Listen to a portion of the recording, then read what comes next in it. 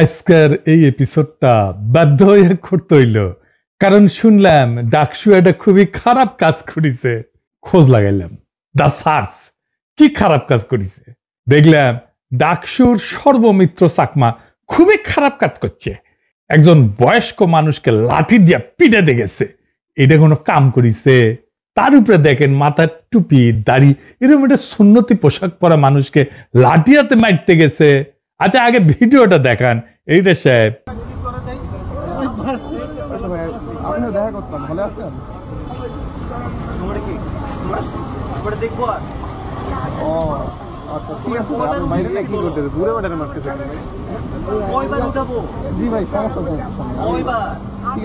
দেখেছেন কি খারাপ এই সর্বমিত্র। নামেই সর্বমিত্র, নাম তো সর্বশত্রু হওয়া উচিত ছিল, ঠিক কিনা বলেন? আচ্ছা এইবার দেখেন মাদকের ট্যাকার ভাগাভাগি নিয়ে গ্যাঞ্জাম করিচ্ছে ওই একই লোক। কই অল্লগে হিরোইন আছে বা কিছু একটা আছে? মাল কই? মাল অল্লগে। মাল অল্লগে?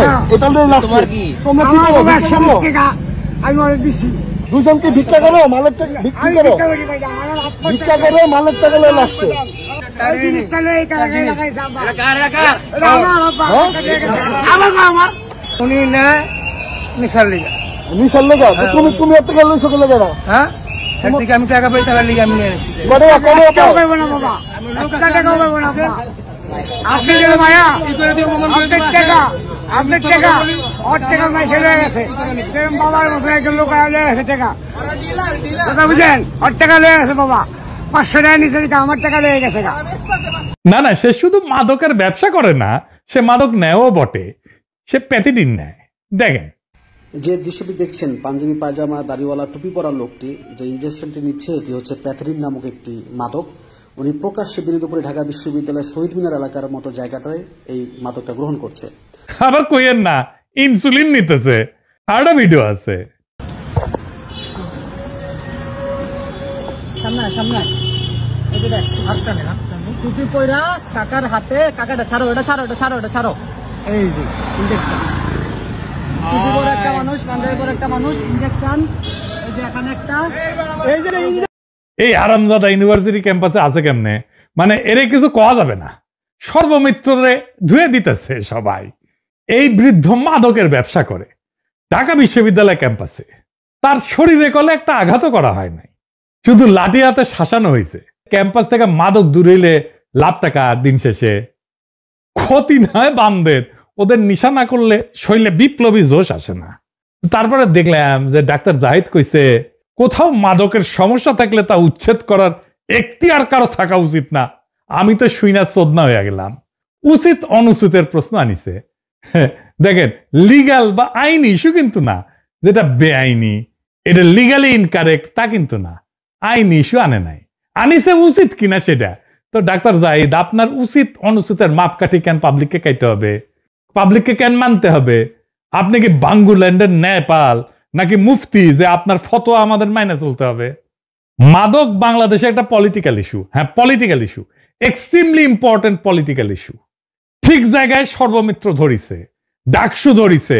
মাদক কেন পলিটিক্যাল ইস্যু আসেন সেটা নিয়ে আগে আলাপ। দেশ আছে না এটা, হ্যাঁ খুবই বন্ধু, হ্যাঁ জানেন তো সেই দেশের সবচেয়ে বহুল ব্যবহৃত পণ্য কোনটা ছিল জানেন? জানেন বাংলাদেশে কোনটা সবচেয়ে বেশি চলিচ্ছিল 90-এর দশকে? জানেন? এটা ফেন্সিডিল। ফেন্সিডিল এটা কফ সিরাপ, ওইটা দিয়া বাংলাদেশের তরুণদের নেশা করাইতে শিখেছে ইন্ডিয়া। 90-এর দশক থেকে শিখাইছে, সীমান্তে কারখানা বসাইছিল, কোটি কোটি ফেন্সিডিলে বোতল পাঠাইছে। এটা কি রাষ্ট্রীয় পৃষ্ঠপোষকতা ছাড়া হয়? হয় না। হ্যাঁ, গরু এসপার দেয় না, ফেন্সিডিল আছে জাকে জাকে জাকে জাকে।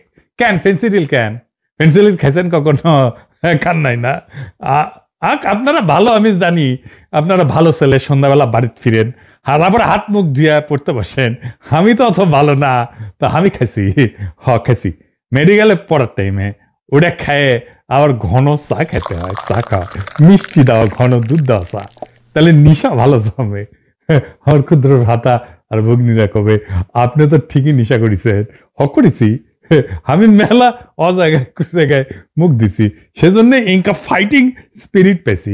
আমি সুশীল না, সেই জন্যে কাউরে ডরাই না। জনতার স্বার্থের বিরুদ্ধে দাঁড়াইলে তারে হুতায় দিতে আমি এক মুহূর্ত ভাবি না। আমার কিছু হারানোর নাই তো। যাই হোক, ফেন্সির নিশার ব্যাপারে আসি। ও তো ফেন্সিকে হায় আল্লাহ, খালি জিমাই। তো এই জিমানিটাই চাই ইন্ডিয়া। বাংলাদেশের তরুণ যুবক এমন একটা নিশা কইরা ঝিমাক, সে নিশা কম টাকায় যেন কিনতে পারে, তারপরে ধ্বংস হয়ে যাক। তারা যেন স্বপ্ন না দেখে, তারা যেন প্রতিবাদ না করে, তারা যেন দাসের জীবন মাইনা নেয়। এইভাবেই আফিম খাওয়াইয়া চাইনিজদের বুত কইরা রাখিছিল ব্রিটিশরা। চীনের আফিম আসক্তির ঘটনা জানেন না? আসেন এটা এবার শুনেন। খাওয়ায় বুত কইরা রাখা হইতো। এটা শুধু একটা ঐতিহাসিক ঘটনা না, বরং বিশ্ব রাজনীতির সবচেয়ে গুরুত্বপূর্ণ ভূ রাজনৈতিক ষড়যন্ত্রগুলোর একটা। সেই একই ষড়যন্ত্র করেছে বাংলাদেশে ইন্ডিয়া, ফেন্সিডিল দিয়া। 18 এবং 19 শতকে ব্রিটিশরা ইন্ডিয়া থেকে আফিম চীনে পাচার করত। তো এই আফিম দিয়ে এমন একটা বাণিজ্যিক ফাঁদ তৈরি করেছিল, যার ফলে চীনের যে রূপার ভান্ডার, এটা ধীরে ধীরে শূন্য হয়ে পড়ে। আগে চীনেরা ব্রিটেনকে চা, সিল্ক, পোর্সেলিন বিক্রি করত, এর বিনিময়ে রূপা পাইতো, অর্থাৎ রূপা চীনে ঢুকতো। কিন্তু ব্রিটিশরা যখন ভারতীয় আফিম চীনে বিক্রি শুরু করলো, তখন বিপরীত প্রবাহ তৈরি হলো। চীনারা আফিম কেনার জন্য তাদের রূপার মুদ্রা বিদেশে পাঠাইতে থাকে। এইভাবে কয়েক দশকের মধ্যে চীনের বৈদেশিক রিজার্ভ, রূপার মজুদ পুরা জয় বাংলা হয়ে যায়। মুদ্রাস্ফীতি বাড়ে, কৃষক ব্যবসায়ীরা দেউলিয়া হয়ে যায়, আর প্রশাসনে দুর্নীতি, সামাজিক পতন শুরু হয়। ফলে চীনের অর্থনৈতিক এবং নৈতিক কাঠামো ভেঙে পড়ে এবং মানুষকে মানসিকভাবে বশীভূত করে ফেলে। যখন চীনের সম্রাট এই মাদক বাণিজ্য বন্ধ করতে চায়, তখন ব্রিটেন বাণিজ্যের স্বাধীনতার অজুহাতে যুদ্ধ চাপায় দেয়, যা ইতিহাসে আফিমের যুদ্ধ নামে পরিচিত। এতে চীনকে হংকং ছাড়তে হয়। চীনের হংকং এর যে মালিকানা ছিল সেটা ছাড়তে হয়। অনেকদিন কিন্তু এটা ব্রিটিশ শাসনে ছিল, কিছুদিন আগে ছেড়ে দিচ্ছে। এটা বন্দর খুলে দিতে হয়, এমনকি মাদক ব্যবসাকে বৈধ করতে হয়। এই আফিম নীতি ছিল এক ধরনের উপনিবেশ, যেখানে বন্দুক না, আসক্তি ছিল অস্ত্র।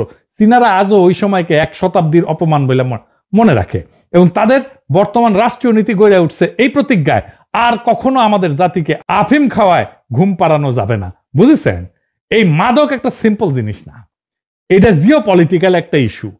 বর্তমান দুনিয়ায় মাদকই হয়ে ওঠে অপরাধ, সন্ত্রাস, অস্ত্রের একটা উৎস। এইটারে বামেরা গ্লোরিফাই করে। কেমন জাউরা দেখেছেন? এই মাদকের ব্যবসার আস্তানা উৎখাত করা এক দেশপ্রেমিক বৈপ্লবিক কর্তব্য। এখন প্রশ্ন হইতেছে, এইভাবে সর্বমিত্ররা আস্তানা মাদকের ভাঙতে পারছে না। কোথাও মাদকের আস্তানা থাকলে তা উচ্ছেদ করার এখতিয়ার কারো থাকা উচিত না? এইটা আপাতভাবে আইনের শাসন রক্ষার যুক্তি মনে হইলেও বাস্তবে এটা একটা বিপজ্জনক সামাজিক নিষ্ক্রিয়তাকে উৎসাহ দেওয়া হয়। মাদক কিন্তু কোনো ব্যক্তিগত অপরাধ না, এটা এক ধরনের সামাজিক সংক্রমণ। যেখানে একটা এলাকায় মাদকের আস্তানা তৈরি হয়, সেখানে অল্প সময় স্কুল পড়ুয়া থেকে শুরু করে রিক্সা চালক সবাই জড়ায় পড়ে। তাই মাদকের প্রতিরোধ শুধু পুলিশের কাজ না, পুলিশ এটা পারবেও না একা, সমাজকে আগায় আসতে হয়। তার মানে নাগরিক প্রতিবাদ, সামাজিক বয়কট, প্রকাশ্যে চিহ্নিতকরণ, এই সমস্ত আইনি না, এই সমস্ত পদক্ষেপ এবং সামাজিক উপায় কিন্তু কার্যকর। এখন যদি কেউ বলে উচ্ছেদ কারো এখতিয়ার না, তাহলে পরোক্ষভাবে সে বলতেছে যতক্ষণ আইন না আসে ততক্ষণ সমাজ চুপ থাকবে। কিন্তু ইতিহাস বলছে নীরব সমাজই মাদক ব্যবসার প্রধান আশ্রয়দাতা হয়ে দাঁড়ায়। এইটাই করতে চাইতেছে ডাক্তার জাহিদেরা। তাই মাদক বিরোধী সংগ্রাম কেবল রাষ্ট্রের না, পুলিশের না, সমাজেরও দায়িত্ব। আইনি পদক্ষেপের আগে সামাজিক প্রতিবাদী আসল প্রতিরোধের দেয়াল গড়ে তোলে। আর সমাজ যদি নীরব থাকে, তাহলে আইনেরও কিছু করার থাকে না। আমরা আমেরিকার উদাহরণ দেখতে পারি। আমাদের আমেরিকার উদাহরণ দেখলে সুশীলেরা তখন একটু নইরা চইরা বসে আর কি। আমেরিকার যেহেতু হয়েছে তাহলে ঠিকই হয়েছে, তাই না? এটা মার্কিন রিপোর্ট, এটাতে দেখা গেছে যে CRDA এই নামের একটা উদ্যোগে 10টা শহরের স্থানীয় নাভাল সামাজিক সংগঠন, চার্চ, হাউজিং কর্তৃপক্ষ এবং পুলিশ একসঙ্গে কাজ করছে। মাদকের সমস্যায় আক্রান্ত এলাকায় প্রতিবেশীরা সক্রিয় হয়ে মাদকের আস্তানা চিহ্নিত করছে এবং রিপোর্ট করছে। নিয়মিত সমিতির মিটিং করছে এবং সামাজিক রেসপন্স কমিটি গঠন করছে। এই ধরনের সামাজিক অংশগ্রহণের ফলে শুধু আইন প্রয়োগ না, নাগরিক শক্তিও বাড়ছে। মাদকের যেটা আস্তানা, এইটা আসলে একটা সামাজিক বিভাজনের চিহ্ন। মানে এটা বুঝতে অসুবিধা হইতেছে, সামাজিক বিভাজনের চিহ্নটা কি? এই কথাটা কিন্তু দার্শনিকভাবে অত্যন্ত গুরুত্বপূর্ণ, কারণ এই কথাটাই বলে যে মাদক কেবল একটা অপরাধ না, বরং সমাজের গঠন এবং তার ভাঙনের একটা গভীর সংকেত দেয়। এই বিষয়টা আরেকটু বিস্তারিত, এটা সমাজ বিজ্ঞানের ব্যাখ্যা। আস্তানা মানে হচ্ছে সামাজিক বিচ্ছিন্নতা। একটা মাদকের আস্তানা আসলে কেবল একটা জায়গা না, এটা সমাজ থেকে বিচ্ছিন্ন মানুষের একটা মিলনস্থল, যেখানে মানুষ আসে অর্থনৈতিক হতাশা থেকে, সামাজিক অবমূল্যায়ন থেকে, বেকারত্ব থেকে অথবা পরিচয়ের সংকট থেকে পালাইতে। অর্থাৎ সমাজের যে মূল ধারা, এর ভেতরে যারা স্থান পায় না, তারা ধীরে ধীরে ধীরে ধীরে আস্তানা নামের একটা সমান্তরাল সমাজে প্রবেশ করে।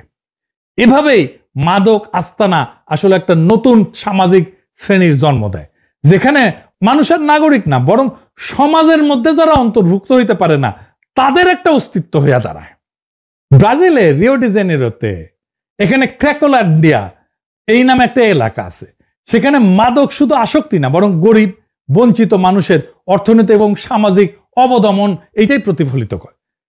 গরিব এবং বঞ্চিত মানুষের যারা অর্থনৈতিক এবং সামাজিকভাবে বিচ্ছিন্ন, তাদের একটা আস্তানা হয়ে দাঁড়ায়।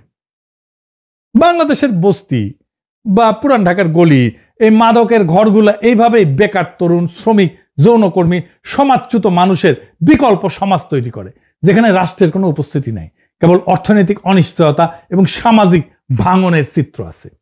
সমাজ বিজ্ঞানী লোইক ওয়াকা উনি বলছিলেন, মাদকের আস্তানা সামাজিক পতনের কারণ না, বরং এইটা সমাজ যাদেরকে ত্যাগ করছে তাদেরই একটা প্রকাশ। এই জায়গায় আস্তানাগুলোতে, মাদকের আস্তানা, রাষ্ট্র অনুপস্থিত হয়ে যায়, সমাজ অনুপস্থিত হয়ে যায়। একটা রাষ্ট্রের দায়িত্ব হলো নাগরিকদের নিরাপত্তা, সুযোগ, মর্যাদা এগুলো নিশ্চিত করা। তাই রাষ্ট্র যখন এই কাজগুলো থেকে সরে দাঁড়ায়, তখন এই শূন্য স্থান পূরণ করে অবৈধ শক্তি, মাদক ব্যবসায়ী, স্থানীয় দখলদার, প্রভাবশালী গোষ্ঠী। এই কারণে রাজনৈতিক তত্ত্বে বলা হয়, এই যে মাদকের আস্তানা, এগুলো ছায়া রাষ্ট্র, এবং এইখানে সুশাসন এটা ফেল করছে, ব্যর্থ হয়েছে। মেক্সিকো, কলম্বিয়া, এগুলো কথা শুনছেন না? মাদক চক্র এখানে দারুণ শক্তিশালী। এরা শুধু অর্থ উপার্জন করে না, বরং স্থানীয় প্রশাসনের বিকল্প সরকার হয়ে দাঁড়ায়, আইন প্রয়োগ করে, নিরাপত্তা দেয়, এমনকি সামাজিক সাহায্যও করে। তার মানে মাদকের আস্তানা মানে হইল রাষ্ট্রের ব্যর্থ উপস্থিতি, যেখানে আইন, কল্যাণ, নৈতিক কর্তৃত্ব বিলুপ্ত হয়ে যায় রাষ্ট্রের। এখানে রাষ্ট্র নাই হয়ে যায়। এই জায়গায় জনগণ রাষ্ট্রের প্রতি আস্থা হারায় এবং সমাজ দুই ভাগে বিভক্ত হয়, রাষ্ট্রের দ্বারা সুরক্ষিত নাগরিক এবং রাষ্ট্রের বাইরে বেঁচে থাকা নাগরিক। এই বিভাজনই মাদকের আস্তানার প্রকৃত রাজনৈতিক অর্থ। ফরাসি দার্শনিক মিশেল ফুকো এবং জর্জিও আগাম্বেন দুজনেই বলছেন, আধুনিক রাষ্ট্র সমাজের কিছু মানুষকে বর্জিত বা নগ্ন জীবন অবস্থায় ঠেলে দেয়, এক্সক্লুডেড বা বেয়ার লাইফ বলছে। তাদের কোনো সামাজিক মর্যাদা বা রাজনৈতিক মূল্য থাকে না, তারা কেবল বেঁচে থাকে, কিন্তু নাগরিক না। মাদকের আস্তানা এই নগ্ন জীবনের ভৌগোলিক প্রতীক। এখানে মানুষ আইনি বা সামাজিক স্বীকৃতি হারায়, এক ধরনের সমাজ বিচ্ছিন্ন অস্তিত্বে নেমে আসে। তারা রাষ্ট্রের শাসনের বাইরে, কিন্তু নজরদারির ভিতরে তারা একসঙ্গে অদৃশ্য এবং নিয়ন্ত্রিত। এই কারণে ফুকো বলছিলেন, যখন ক্ষমতা নিজেকে এখান থেকে প্রত্যাহার করে নেয়, তখন এখানে মাইক্রো পাওয়ার, ছোট ছোট ক্ষমতা এখানে উদ্ভব ঘটে। মাদকের আস্তানা সেই নতুন মাইক্রো পাওয়ার, ছোট ছোট ক্ষমতা, যেখানে রাষ্ট্র নাই, কিন্তু ভয়ের অভ্যাসের এক নতুন শৃঙ্খলা জন্ম নেয়। তাই এই মাদকের সমস্যাকে কেবল আইন দিয়ে দমন করা যায় না, এটার বিরুদ্ধে লড়াই মানে হলো সমাজে এদেরকে পুনরায় অন্তর্ভুক্ত করা, সম্মান, পুনর্গঠন এবং অর্থনৈতিক পুনর্বাসন।